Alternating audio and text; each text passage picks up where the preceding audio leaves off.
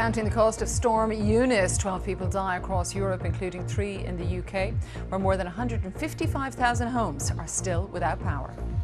The wind and the rain is hampering efforts to repair store damage and to restore power to people's homes.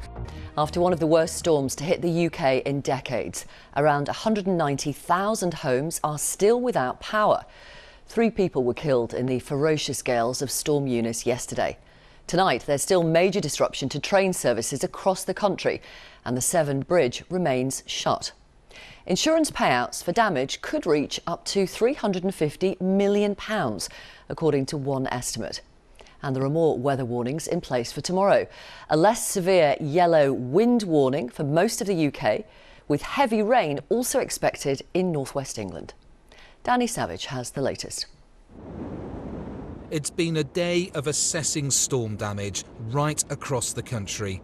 In Brentwood, in Essex, a 400-year-old oak tree came crashing down on a family home, causing extensive damage. All of us were working from home. It was at about 11:30 yesterday morning, probably the height of the wind speed, I would say.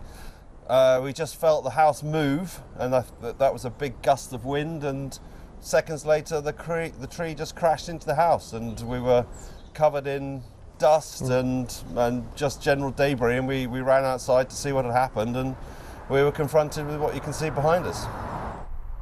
140 miles away in Gloucestershire, Aston-on-Carent near Tewkesbury is just one of many places which have been without power since yesterday afternoon. The storm here didn't just knock over one tree, it destroyed a whole coppice. And when the bigger ones came down, they took out that electricity wire, knocking out the power for everyone around here. Yeah, it just went like that. This all happened in Pauline's garden. Very, very bad. I've never seen the trees moving like they were yesterday. And I saw them moving and I shouted to my husband, look at the trees. And I walked back into the kitchen, and by the time I got in the kitchen, he said, they're going, it's gone. It was the Needles on the Isle of Wight where a gust of 122 miles per hour was recorded yesterday as the storm moved across the country. Numerous trees were uprooted and vehicles were blown over on the roads. Passengers at Preston Station were typical of those trying to travel today. It was absolutely awful carnage. We got on at the first stop, we got a seat and everything, but it was standing for a lot of people all the way down. People lost their lives in these winds, and because we were stood up on a train, we were just grateful to get home. Wales was badly hit by the storm too.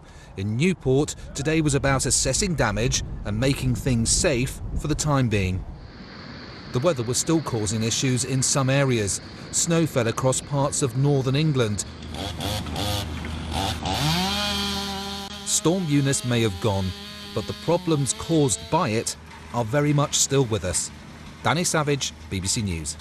A day after Storm Eunice brought record-breaking winds to the UK, its effects are still being felt by many thousands of people. Up to 200,000 homes are still without power, and travellers have been coping with continuing cancellations on the railways and delays on the roads. The clean-up has been slowed by continuing bad weather. Insurers, meanwhile, estimate that damage from Storm Eunice itself will exceed £300 million. More now from Chloe Keedy. A pile of bricks and broken glass is what now sits in the spot where Gary Cobb parked his car yesterday morning. And the bricks are literally in the footwell. Storm Eunice whipped them off the roof of this block of flats. The car is a write-off, but Gary says it could have been much worse. Absolutely gutted, but at the end of the day, it's just a car. And 15 more minutes later, I would have been going out to put some boxes in there to go and do a delivery. The advice was to stay at home, but for some, not even that could shield them from the storm. This rubble behind me is what's left of a whole row of roofs that were ripped off when the storm came through. Miraculously, there aren't believed to have been any injuries, but people that live on this street in North London are still processing the shock. Yeah, it was 1 second it happened in, and just this almighty crash. And, you know, like, people were kind of running across the street because it was literally, you know, like an avalanche. In Wells in Somerset, the 150-year-old cathedral spire also succumbed to the storm.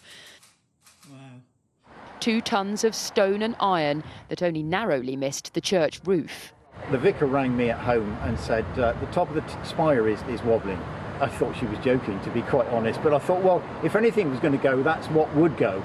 And as I was talking to her on the phone, she said, oh, goodness me, it's gone.